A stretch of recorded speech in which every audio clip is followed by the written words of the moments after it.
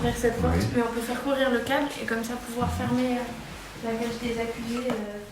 Et tu vois, je sais pas où on va le faire, mais si on fait quelque part comme ça. Fabio et Mélisse sont deux comédiens metteurs en scène de la compagnie Teatro di Fabio. Avec Romain, le troisième comédien, ils envahissent la salle d'audience du tribunal de Saint-Quentin pour une représentation exceptionnelle et plutôt atypique. Ah, tu vois qu'il y a quelqu'un, je le savais qu'il y avait quelqu'un. Il me disait, il n'y a personne, il me disait rien en réalité. Bonjour madame. Bonjour. Édition Le Soleil, Gilbert Costa. Bonjour. C'est-à-dire qu'on se retrouve dans cette salle d'audience aujourd'hui pour travailler demain, grâce à l'envie d'une ville, d'un tribunal et d'une compagnie, de mettre le théâtre au service de l'échange entre la population, les citoyens et le monde de la justice. D'accord. Bloc 2, J'en sais rien. Il faut qu'on répète tout avant d'être sûr. Nous rencontrons des magistrats, des avocats et d'autres professionnels du droit dans des entretiens individuels. Ils nous racontent des choses très touchantes, parfois très fortes, parfois drôles, concernant leur travail, leur vie. Et bien évidemment, tout ça est rigoureusement anonyme. Puis l'idée, ça a été d'associer les différentes dimensions de la justice et les différents métiers. Et notamment, ont participé aux rencontres non seulement les magistrats, mais également les greffiers et les avocats. L'expérience a montré que les uns et les autres étaient contents de pouvoir parler de leur métier et ont trouvé l'expérience très enrichissante. Ah, mais il y a quelqu'un. Ah, mais il y a quelqu'un. Pardon, monsieur. Bonjour. Excusez-moi.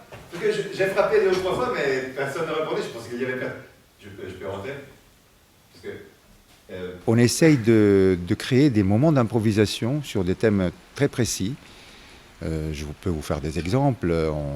On a parlé souvent de violence conjugale, on a parlé de violence sur les enfants, on a parlé de difficultés techniques de la justice, de problèmes philosophiques aussi, d'éthique, d'empêchement. Comment dire ça, il y a la relation avec les accusés ou avec les victimes, avec les témoins. Il y a toute une sensibilité très puissante derrière l'acte de juger ou d'enquêter qui n'est jamais vue, qui n'est jamais connue. Et l'idée aussi est de faire connaître les métiers de la justice. qu'est-ce qui se passe? Non, monsieur, 750 € pour des livres, c'est pas sérieux. Les 3 comédiens auront eu 3 jours pour récolter les témoignages, 1 journée pour mettre en place et caler certains éléments de mise en scène, et au final 1 heure pour restituer, au-delà des mots, des situations et des émotions en relation avec le monde juridique. Vous l'aurez compris, il s'agit ici surtout d'improvisation.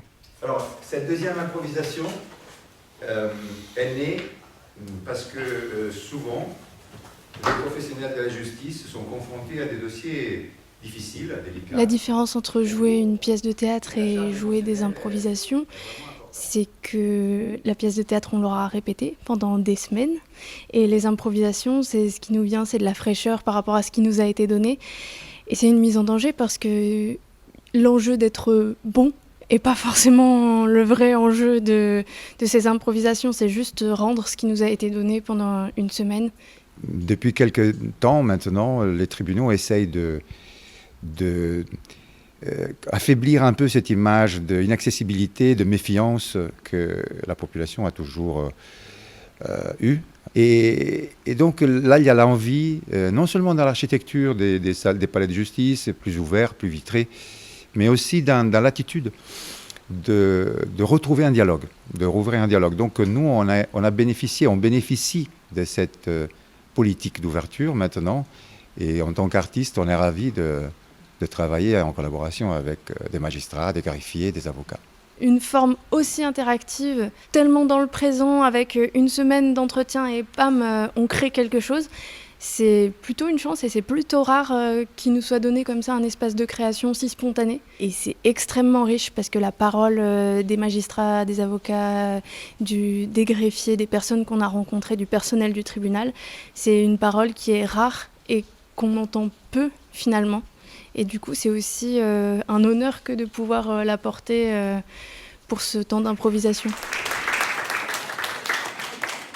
Jouer des impros dans un tribunal judiciaire, cela peut paraître étrange, mais cela fonctionne car le théâtre permet aussi de faire reculer les a priori sur le monde juridique. À quoi ça vous a fait penser? Parce qu'il n'y a pas de bonne réponse ou de mauvaise réponse. Il n'y a pas de choses exactes.